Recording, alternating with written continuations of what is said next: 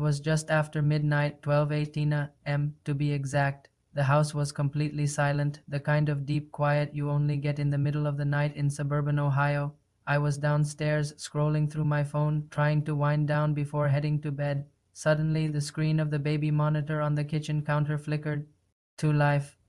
It was motion activated, so I figured my son, Leo, was just stirring in his sleep. I glanced over, expecting to see him roll over or kick off a blanket, but what I saw sent a chill straight down my spine. The grainy black and white image showed Leo standing up in his crib, but he wasn't crying or looking for me. He was standing perfectly still, facing the corner of his room, just staring. It was unnatural. Leo was a heavy sleeper, and he never just stood there like that. My heart started to pound. My first instinct was to run upstairs and check on him, to scoop him up and make sure he was okay. I pushed my chair back from the table, ready to bolt, but just as I stood up, my phone buzzed in my hand.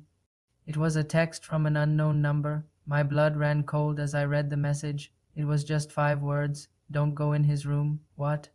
Who was this? How did they know what I was about to do? I looked back at the monitor. Leo was still there, a tiny, motionless statue in the corner of his crib. My mind was racing. Was this a prank? A sick, twisted joke?